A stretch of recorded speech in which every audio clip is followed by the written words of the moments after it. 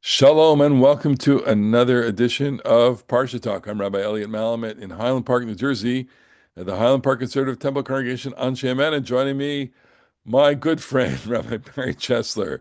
Solomon Sheikh the Day School of Long Island. We're sending our love and comfort out to our dear friend Rabbi Jeremy Kalmanofsky, who's not with us this week for this Parsha. Rabbi Kalmanofsky's father, Michael Kaplan, passed away. And that happened over Shabbat or Friday, I believe. Yeah. And the funeral took place last Sunday, and he's presently sitting Shiva, and so we are sending him our condolences, our comfort. Makom Yenachem. May God comfort him together with Amy and the whole family among the mourners of the house of Israel. Mina Shamayim Tenuchamu. We've talked about it a lot, loss. And he has often said in our Parsha talks that he, unlike the two of us who have both experienced loss, had not, and now, he has. And, I know we both know him very well and know that he has a lot of humor, and it's like saying, okay, you're now part of this confraternity, as it were. Yeah. Um, and I mentioned we're in missing man formation here because of that, but there's still what to talk about. But before we talk about it, let's pause and say it's 8:32, day 832 for Ran Gvili, the last individual whose remains are in Gaza. Yehi Ratzon Sheyuchzar Ran Ben Tali Gvili. May his body be returned to Israel speedily for a burial, lekever Yisrael, to his family, to his people. And you know what? We can't start this without saying a word or two about the people in Iran who are fighting, I think, for their freedom. It's just breathtaking to see at a distance what is going on there, that these people are taking to the streets, risking their lives to overthrow a despotic and cruel and evil regime, um, and who only want freedom, and they're yearning for freedom. And we are in awe of that. I think, our nations are not enemies. The peoples are not enemies. The regime is constituted in its DNA as an enemy of Israel. It's anti-Semitic. And the United States, let's not And forget. yes, let's not forget, those are their mottos: death to America, death to Israel. But the people, the ordinary people of Iran who want to live and breathe freely and just want, they're putting themselves out there and getting killed by the thousands, it seems. And so we are thinking of them, and also adding that and them to our prayers, our solidarity. Um, Thinking about that, I mean, it's a hard segue into the Parsha, but the Parsha is about a despotic regime, uh, Pharaoh who appears as an all-powerful kind of king, monarch, god, deity. Um, and I think I want to turn to this theme in the Parsha because we start out with um, God speaking to Moses and saying, I appeared to Abram, Isaac, and Jacob El Shaddai, Shmi Adonai lo nadati lahem. I had not been known to them as Adonai. Goes on and on and on. We have this very familiar passage of the terms for redemption. The people, Moses then relays this to the people that God is going to redeem them, take them, etc., etc., etc. And the people have no patience. Lo shamu Moshe mikotzer ruach u'me'avodah kasha. They don't listen to Moses mikotzer ruach, from shortness of spirit and the Sure. hard work. Okay, and then we get just a little bit of a shift. God tells Moses to go before Pharaoh. Moses says, "How is Pharaoh going to listen to me? You know, the people don't even listen to me, and I am aral svatayim. I am thick of lips, or whatever." uncircumcised of list. And then we get this very, very interesting passage that is a genealogy of Moses and Aaron.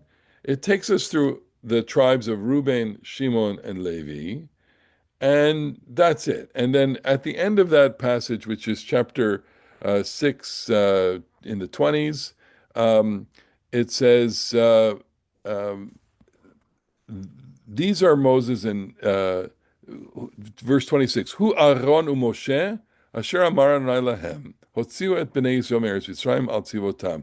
This is Aaron and Moses, who God said to them, take the people out of Egypt. Hema medabrim al Paro. They're the ones who are going to talk to Pharaoh, king of Egypt. Lo tzii et bnei Yisrael Mitzrayim. That are going to take Israel out of Egypt. Hu Moshe Aaron. It's Moses and Aaron. Okay, so we get there's a little literary play going on here, which is called Chiasma, Abba, Moshe, Aaron, Moshe, Aaron. Okay, but the question that I'm kind of wrestling with this is a kind of classic question, which is what's the genealogy doing here in this passage? Why is it there?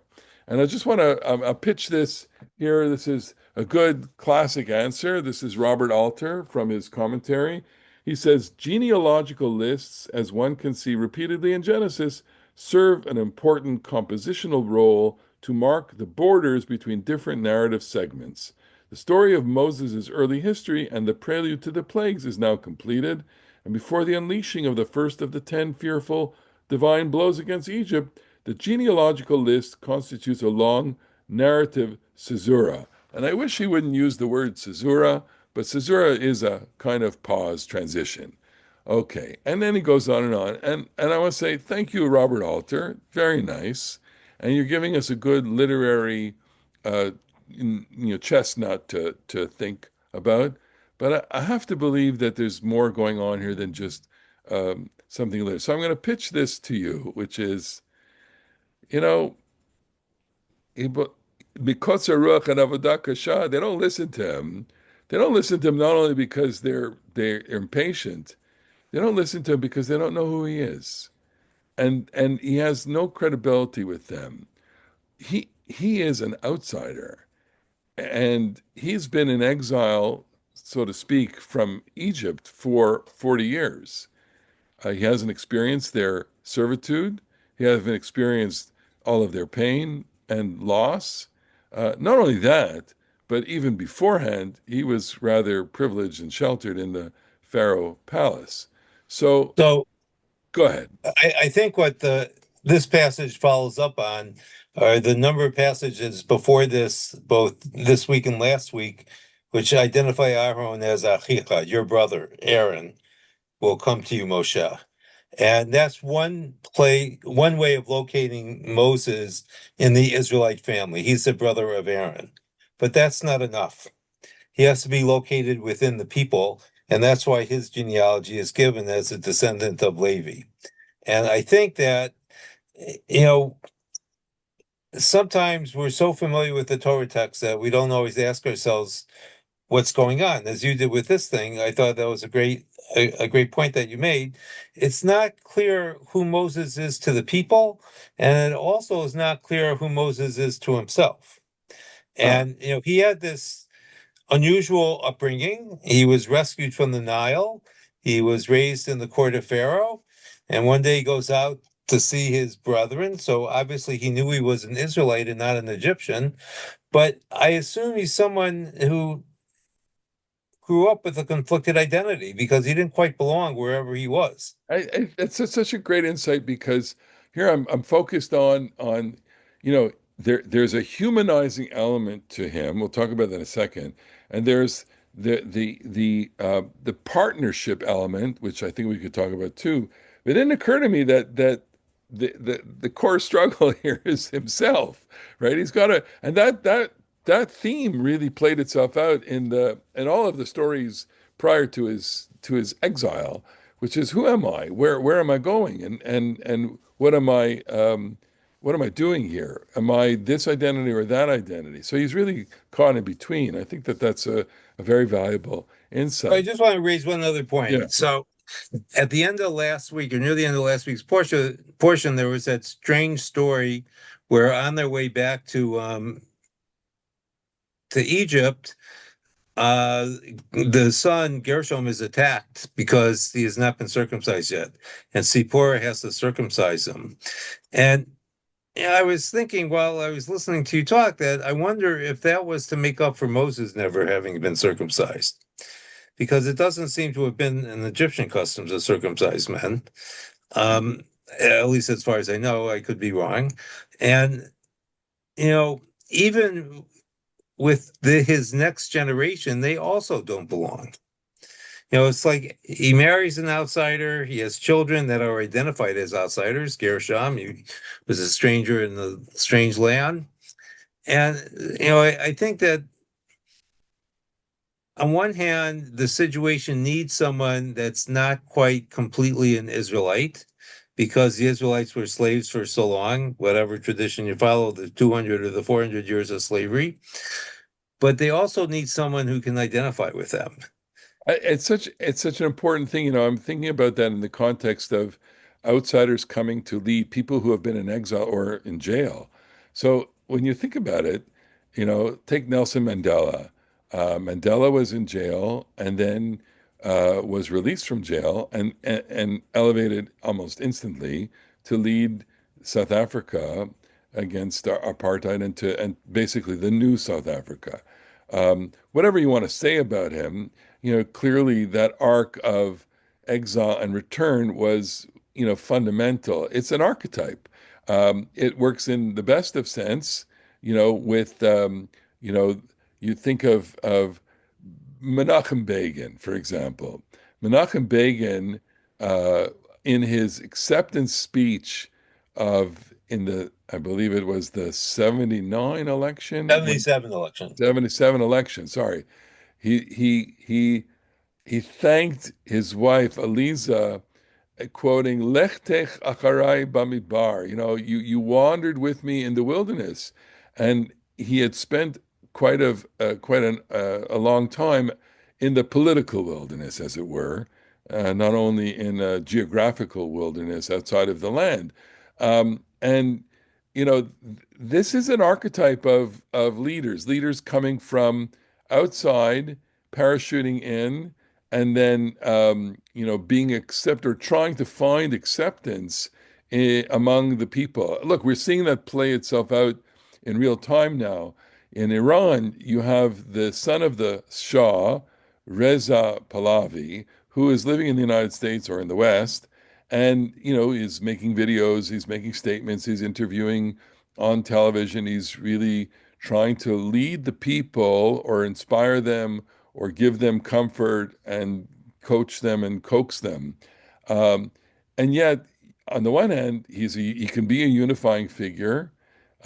He has declared he has no pretense of wanting to be anything but a transitional leader for them. Uh, but you can almost see the other side, which is you're a monarchical figure. You are privileged. You've been living outside of this regime in relative freedom.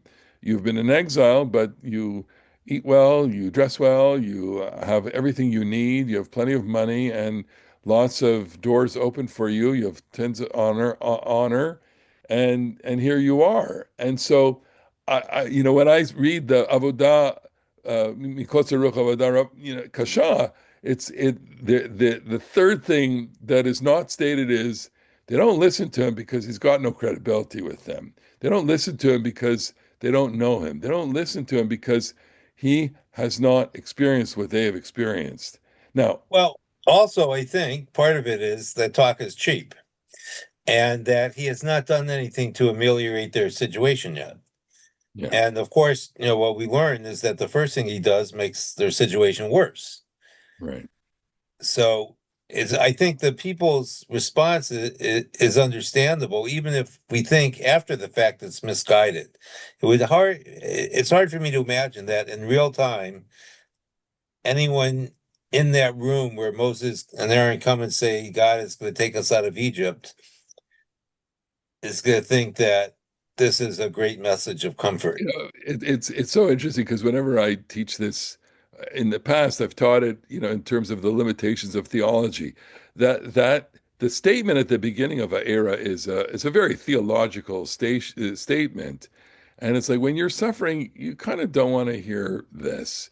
You don't want to hear ideas about God and these promises. What you do want is someone to share in your suffering with you, to hug you and to hold you.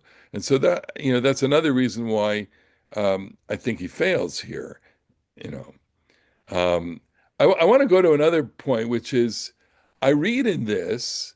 Let me test this out at you, and of course, we are missing Jeremy here to test this out on, uh, who would give us probably the mystical idea or the poetic idea. But let's use the polemic here, which is that the Pharaoh is a divine figure, is a god king, um, and really comes in with his anon anonymized, if there's a verb for that, what it would be. It would he is we don't know who he is, and we don't know his pedigree. And his pedigree really doesn't matter, both in the context of the story and frankly in the context of Egypt.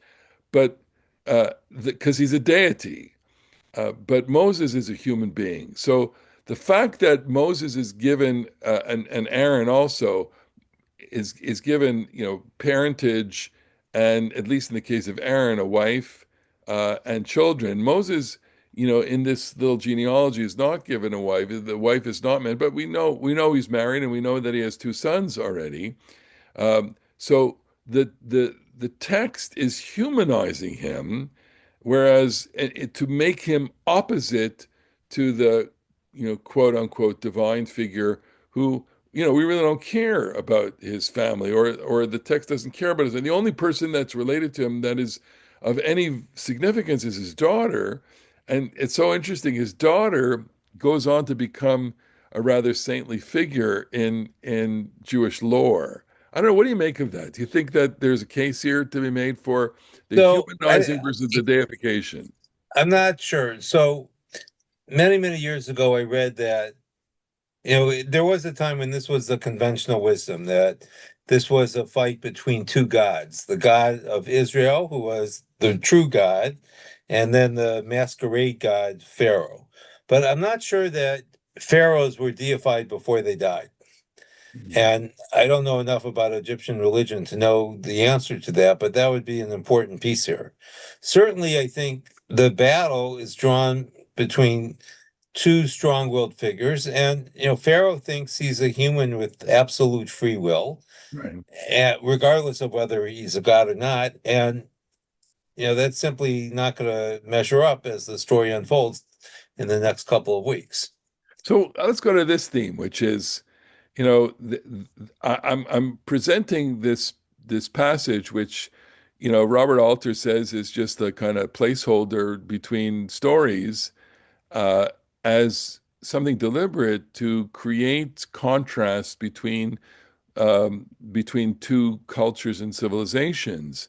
And so what you have building up from the genealogy is the leadership pair, Moses and Aaron, versus Pharaoh. Pharaoh is a solitary figure, despotic, the dictator, the only person, the autocrat. And here you have a model of leadership in which, of course, Aaron is subordinate to Moses, but they do function as a dynamic duo. And I'm thinking of and I use that phrase deliberately because Batman and Robin is a classic example of a team in which we obviously know that Batman is the superior character, but Batman wouldn't be Batman without Robin. Kirk wouldn't be Kirk without Spock. Abbott and Costello wouldn't be each other without each other, and on and on. All the great duet teams that you have in culture, in music, in comedy, in the fields of business, everywhere, are constructed in such a way that the brothers complement each other. And that Right. has a unique power. And Pharaoh is a lonely figure. Pharaoh has no family, really, and no, he only has like these magicians. He's Right. subordinate. So I was going to say, apparently he has no advisors either. And I think this part of the story, perhaps one can make a case that Pharaoh sees himself as a god because he's alone, Yeah. right? Even allowing for the fact that Egypt had a pantheon of gods. And what's striking about Aaron and Moses, as you said, is that they come as a pair. They have defined roles and they work together. Neither one can achieve what needs to be achieved without the help of the other. And that I think is a critical part of the story because our humanity is based on our ability to build community, not to function alone. It's so crucial, just as a person reading or if we were listening to the story, it's a natural um, instinct to gravitate to one or another character. And I mean, literature does work this way. Literature has main characters, and you can obviously speak to it better than I in terms of, mastery of American literature. Are there any examples that come to mind in terms of, subordinate characters or supporting characters in, you know, great novels? I mean, if you think Well, the about classic is Huckleberry Finn. exactly, I was just going to mention that. So go tell me about Well, it. so you have Huck Finn and Jim, And Jim. the slave. So socially, obviously, Jim is the subordinate character, although I think part of the story is to demonstrate that he's only subordinate socially because he's black and not because of who he is, which is rather superior to Huck. And the wisdom comes from Jim. Yeah, He's the grounding character in the whole story. I mean, Huckleberry Finn is he's how would you describe him? He's all out there. He's he's always kind of doing a things. buffoon. Yeah. He's an adolescent. But if you really want to read a great take on the story, you have to read James by Percival Everett. So this is the story told from Jim's point of view, only Jim is not Jim, he's James. Uh-huh. Uh-huh. And it's a fascinating and extraordinarily well-written book.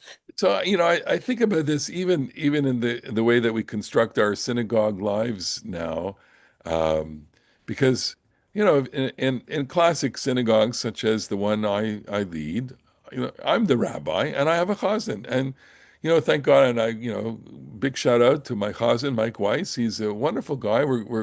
We have a good complementary relationship.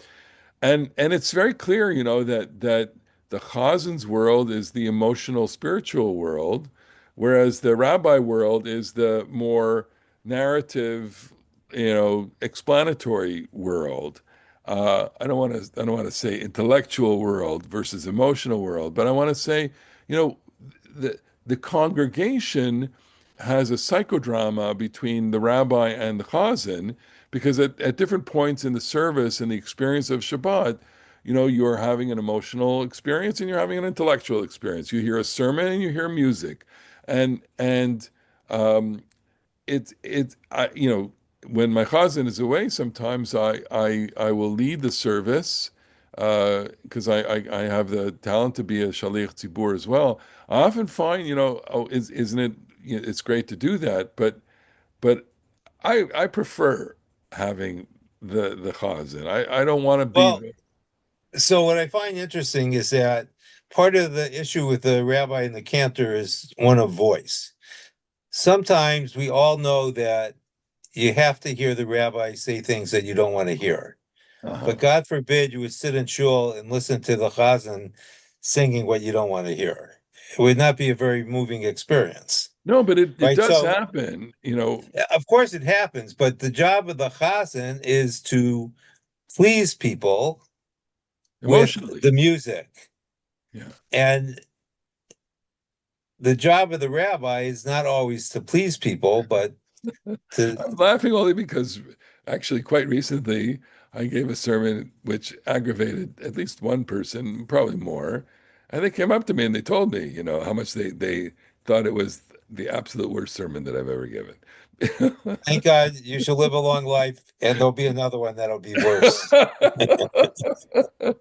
No, but the point is that, you're so right that it's about, you know, I don't want to be pretentious here. The Mosaic part of the Moses role is a role in which he is often able to be angry at people, and he's not in it for popularity. He's not winning a popularity contest. No, he's trying to get a job done. But it's interesting, according to most modern scholars, in the first temple, sacrifices were conducted in silence. Indeed. And in the second temple, they were accompanied by word and song.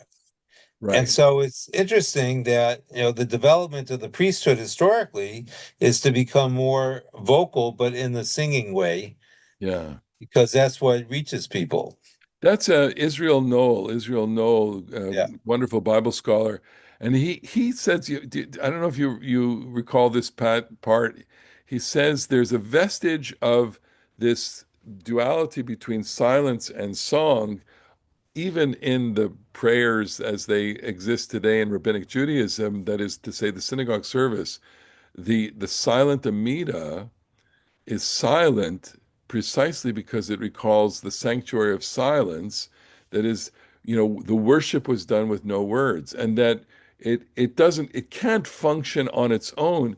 When we repeat the Amida in the setting of the Shabbat service, it is sung and it is chanted, and it's often with ornate and beautiful music. And so we can't have just one. We can't exist in one side of this. And that takes me back to Moses and Aaron, of course, who I could say Aaron grounds Moses, but Aaron, in Jewish lore emerges as the more accessible figure, despite the fact that he's the priest of silence. Well, but he is, in our story, in this parsha and for the next few weeks, he is the public face. He's Yeah. the one who's commissioned to speak to Pharaoh. And we know at the end of Exodus, Moses is going to be hidden not only by being in the tent that is outside the camp, but with a mask so that people will not see his face. That never will happen with Aaron. I want to try one more pairing here, which is, there's something about saying that you belong to a family, and there's something about saying that you belong to an idea. I heard someone say, Judaism is a religion that starts out with family. It doesn't start out with an idea.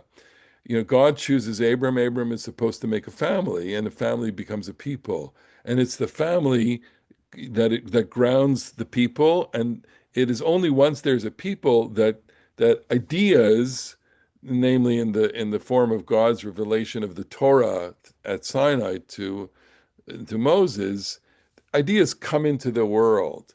Um, and we are grounding Moses in a family structure. Uh, if you look at Pharaoh, again, no family, no no sense of kinship to the people. Pharaoh is very detached, and I think that theme plays itself out a lot in the plagues. But Pharaoh is an idea, and the idea is of Well, control, despotic. so to that point, it's worth recalling that Pharaoh is a title, it's not a name. Yeah, Right? It's like the president or a king. Um, so he doesn't even have a name, but you become part of a family by being given the name. interesting.